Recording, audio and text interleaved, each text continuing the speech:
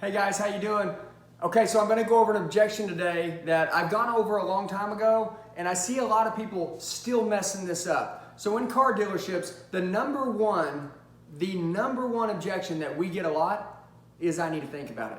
Now, as a salesman's job, our job is to advance the sale forward and to take it to a write-up.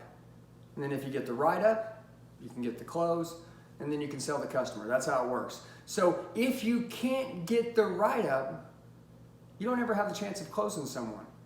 Look guys, I don't work numbers outside on the lot, but I will tell you, I've used a strategy where after I get off a test drive and a customer maybe says, hey, I love the vehicle, I love everything about the vehicle, you've been awesome, but I'm just not ready to take it home, or I need to think about it.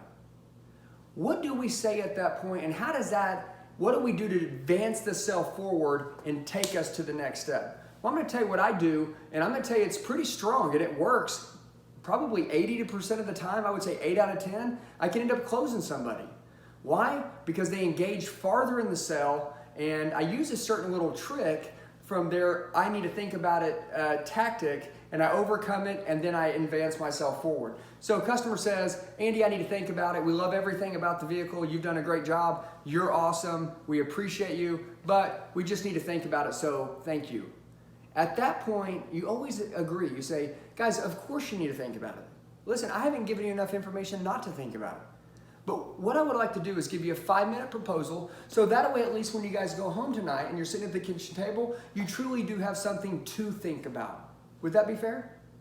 Sure. Guys, thank you so much. Follow me inside. And then guess what? Now I'm going through the dealership. Now they're sitting down with me. And the first thing that I do is I say, okay, I'm writing up this proposal real quick. How do you want your new car titled, right? When you're ready to buy it, what would be the address? And then guess what I do? I say, also, we want to get your numbers on your trade-in, right? While it's here, who is it financed with? What bank? What's your payment on it now?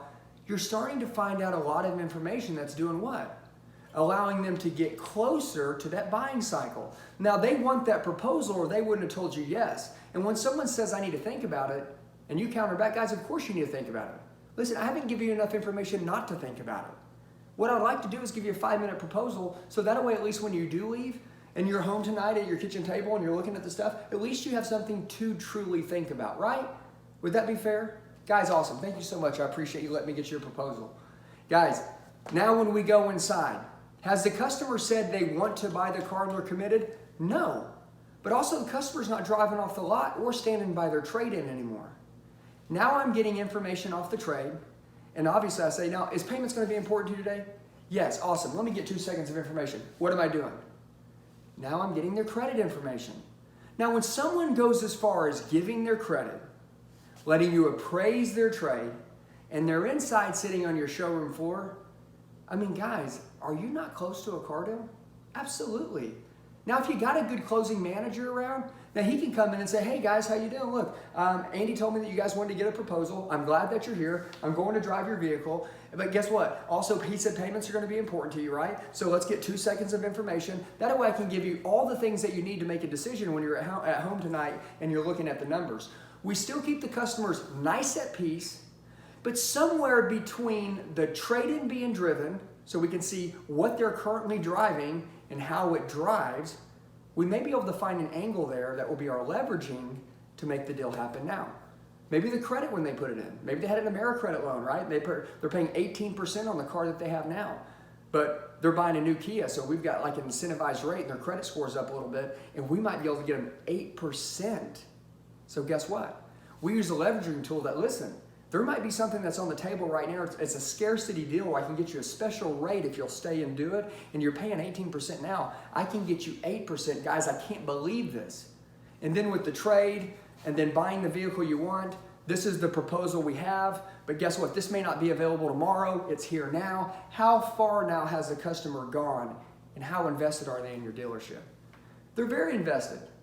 They've let you pull their credit. They've let you drive their trade. Now we're talking about buying a vehicle, and guess who's there giving them the reasons and excuses that they need to say yes to the car? The salesman, just like it's supposed to be. And how did I get there? I got there by taking advantage of a beautiful objection. I need to think about it. Guys, of course you need to think about it. I haven't given you enough information not to think about it. What I'd like to do is show you a 5-minute proposal of all the figures, so at least when you're at home tonight and you're at your kitchen table looking at them, you truly do have something to think about. Would that be fair? Would you mind if I got you that? That way at least when you guys go home, you have something to think about. Awesome, guys. Thank you so much. Now come with me, and I'm advancing the cell forward.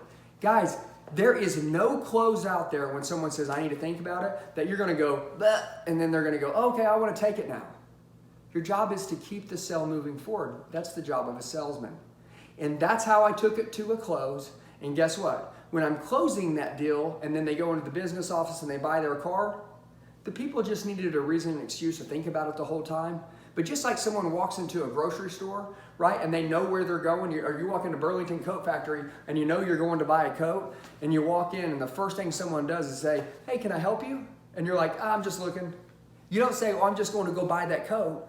You say, I'm just looking. It's just a nervous response, okay? People, they sometimes don't think about what they're saying, but when they say I need to think about it, it's one of those deals where they want it, they just don't want to feel like they're being sold or they're making a bad choice. Guess what? If you've done a great job and you're a good person and you're selling a great vehicle, listen, it's your job to influence and persuade and advance the sale forward. So take that I need to think about objection, and guess what? It will close you a lot of car deals. And like I said, I've said it a couple times, learn the word track, be deadly at saying it, and guess what? Believe it, feel positive, and it'll turn into a sell 8 out of 10 times. So guys, I hope that helps. That's how I need to think about it. And guys, crush it. I'll talk to you guys.